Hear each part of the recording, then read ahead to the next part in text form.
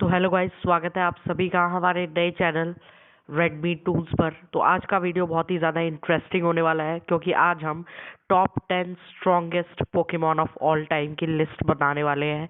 मैंने इसमें बहुत ही ज़्यादा कोशिश की है कि मैं लगभग सभी पावरफुल पोकेमॉन के नाम डालूं इस लिस्ट में। सो चलिए शुरू करते हैं। सो गाइस, नंबर 10 पे जो पोकेमॉन आता है उसका नाम है प्राइमल कायोग्रे। ये बहुत ही ज़्यादा पावरफुल पोकेमॉन है और वाटर टाइप में सबसे ज़्यादा पावरफुल पोकेमॉन यही है। और इसका जो सिग्नेचर अटैक है ओरिजिन पल्स, वो सबसे ज़्यादा ताकतवर वाटर टाइप मूव है। और इसने रिक्वेजा को भी काफ़ी अच्छी टक्कर दी थी और ग्राउडॉन यानी प्राइमल ग्राउडॉन को भी बहुत अच्छी टक्कर दी थी। और ये पूरे सी को भी कंट्रोल कर सकता है अपने प्राइमल फॉर्म पे, तो काफ़ी ज़्यादा पावरफुल पोकेमॉन है ये।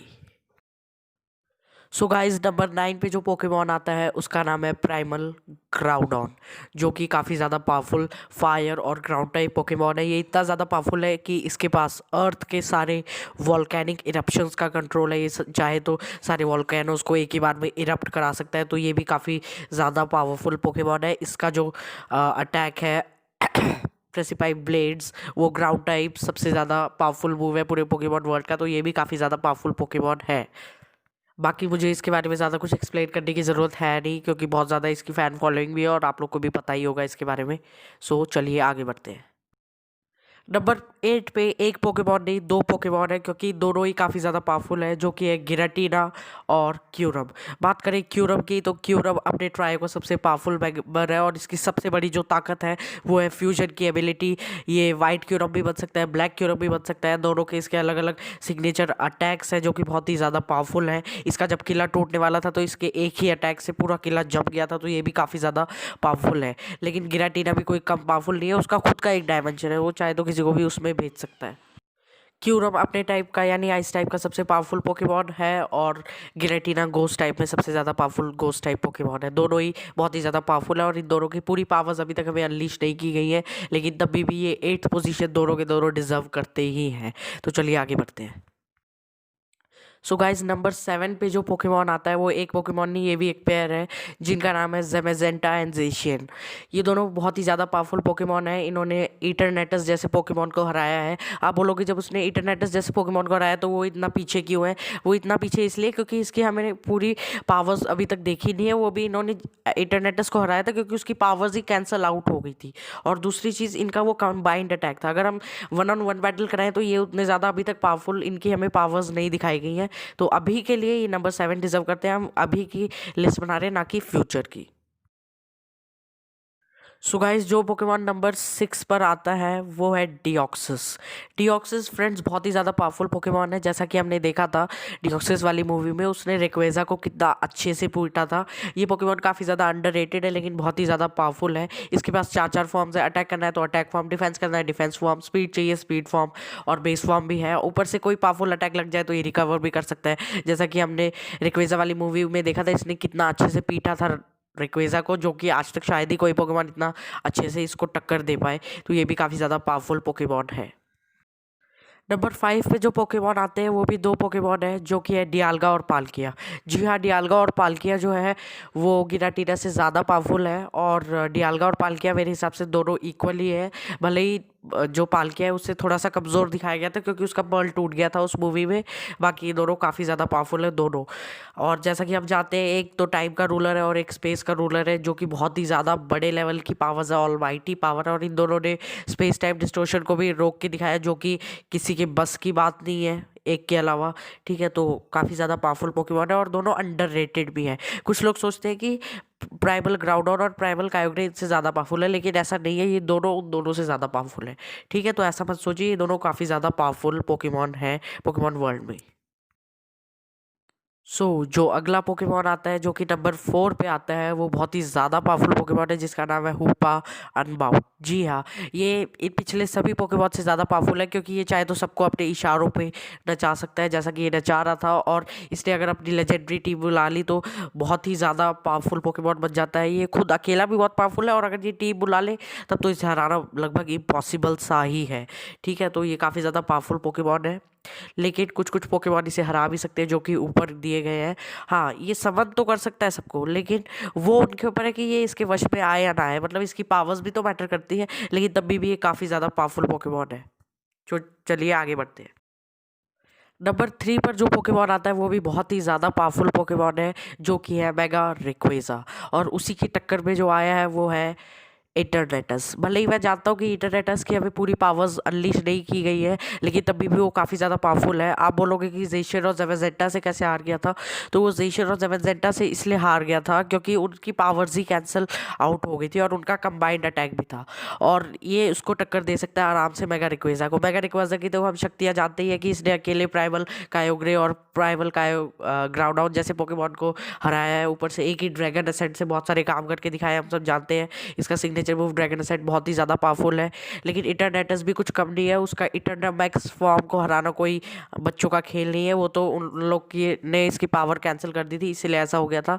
लेकिन मेरे को नहीं लगता है मैं रिक्वेजा इसको हरा पाएगा। हाँ, इन दोनों की पावर्स अभी तक हमें पूरी अनलीश नहीं कराई गई है। आगे चल के अगर कभी बैटल होती है तो ये दोनों पूरे टक्कर के हैं। मेरे हिसाब से तो दोनों में ड्रॉ हो जाएगा, या फिर इटरनेटस शायद जीत भी सकता है क्योंकि उसके बेस स्टैट्स 1000 के ऊपर है भाई। सो इसीलिए ये दोनों डिजर्व करते हैं ये जगह। चलिए आगे बढ़ते हैं। सो गाइज नंबर 2 पर जो पोकेमॉन आता है वो काफ़ी ज़्यादा अंडररेटेड पोकेमॉन है, लेकिन बहुत ही ज़्यादा पावरफुल, जो कि है कंप्लीट ज़ायगाट। ज़ायगाट एक बहुत ही ज़्यादा पावरफुल पोकेमॉन है। अभी आप XYZ पे जाके देखिए, इसकी पूरी पावर्स दिखाई गई है। कैलोस लीजन का सबसे पावरफुल पोकेमॉन है, और कैलोस लीजन ने जिसके सामने पूरे घुटने टेक दिए थे, उस ट्री लाइक क्रीचर को इसने 1 मिनट के अंदर अंदर हरा के दिखा दिया। और अभी तक हमने इसकी पूरी पावर्स देखी नहीं है, और ये अपने ट्रेयो का सबसे पावरफुल मेंबर भी है। ऊपर से आप देख सकते हो उसके 4 सिग्नेचर अटैक है। अपने अंदर से ये infinite amount of energy release कर सकता है।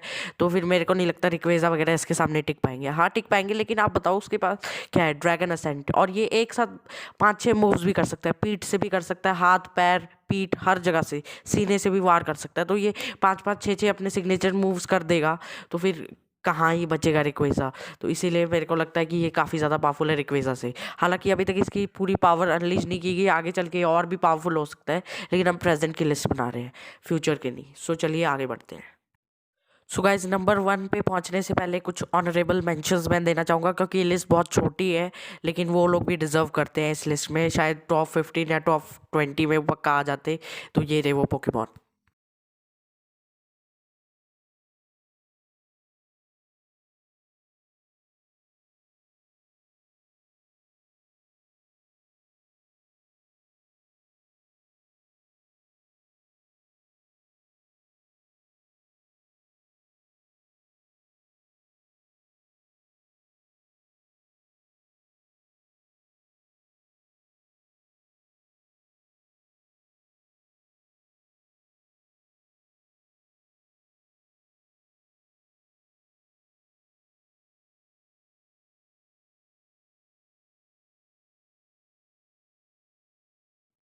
इसके बाद नंबर 2 पर जो पोकेमॉन आता है वो है गाइस मेगा म्यूटू वाई। वैसे तो उसे अपने मेगा फॉर्म में भी आने की ज़रूरत नहीं मेरे हिसाब से, क्योंकि म्यूटू ही काफ़ी है, क्योंकि वो माइंड कंट्रोल या माइंड इरेज जैसी उसके पास पावर है, मतलब मेमोरी इरेज या फिर माइंड कंट्रोल। अगर वो इटरनेटस की मेमोरी इरेज कर देगा तो वो क्या ही लड़ेगा, या रिक्वेजा की माइंड कंट्रोल कर लेगा तो वो क्या ही लड़ेगा। मैं मानता हूँ कि इसकी फिजिकल स्ट्रेंथ काफ़ी कम है, लेकिन अगर वो उनकी मेमोरी ही इरेज कर देगा तो फिर वो किस क्या अटैक करेंगे? वो तो सारे अटैक्स भूल जाएंगे। या फिर इसकी स्पीड भी तो सबसे ज़्यादा है पूरे पोकेमॉन वर्ल्ड में, इसकी स्पीड सबसे ज़्यादा है। ये डॉज कर लेगा आराम से उनका अटैक, या फिर ये उनका माइंड कंट्रोल कर लेगा। मतलब ये किसी ना किसी तरह से जीत ही जाएगा, सिवाय एक के, जो कि है नंबर 1 पे। तो चलिए हम नंबर 1 की ओर बढ़ते हैं। सो गाइज जो पोकेमॉन नंबर 1 पे आता है वो है द ओरिजिनल वन, यानी the almighty Arceus. Almighty मतलब almighty of Pokemon universe. तो आर्कियस, जैसा कि हम सब जानते हैं, बहुत ही ज़्यादा पावरफुल है। अगर आपने इसकी movie the joule of life वाली मूवी अच्छे से देखी है, तो जैसे ही ये सोकर उठा था तभी एक गैलेक्सी डिस्ट्रॉय हो गई थी। मतलब इसकी यूनिवर्सल पावर बहुत ज़्यादा बड़े लेवल की। ये चाहता है तो पूरी गैलेक्सी को ही डिस्ट्रॉय कर सकता है, ठीक है। और जो लोग कुछ बोलते हैं कि जजमेंट इसका सबसे पावरफुल मूव है, वो गलत है, क्योंकि ये एक मिथिकल पोकेमॉन है। जैसा कि हम जानते हैं, इसकी पूरी पावर अनलीश अभी तक नहीं की गई है एनिमे में। क्या पता आगे जाके हमें कुछ और पता चले। हाँ, जितने अटैक्स इसने अभी तक किए हैं, इसने 2-3 अटैक किए हैं, जैसे कि फ्लेम थ्रोर, जजमेंट और ब्लिजर्ड। ये 3 ही तो अटैक किए थे इसने, या 1-2 और किए होंगे। तो इनमें से सबसे पावरफुल जजमेंट था, लेकिन हम ये नहीं जानते कि इसके पास और कितने अटैक्स हैं। अभी तक इसकी पूरी पावर हमने अनलीश नहीं की गई, मतलब एनिमे में अनलीश नहीं की गई है। तो क्या पता फ्यूचर में इसका और भी कोई बहुत ही पावरफुल मूव निकल आए।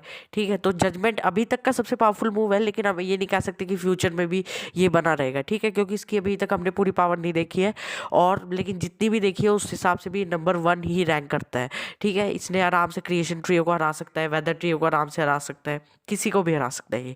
और ये चाहे तो पूरी गैलेक्सी को ही तबाह कर देगा। तो क्या म्यूटू, क्या रिक्वेजा इसके सामने, कोई क्या ज़ायगाट, वो तो गैलेक्सी पे ही रहता है। तो बहुत ही ज़्यादा पावरफुल पोकेमॉन है। Thanks for watching. Like, share, subscribe my channel और शेयर ज़रूर कीजिएगा ऐसे ही ग्रेट कंटेंट के लिए। Thank you, bye.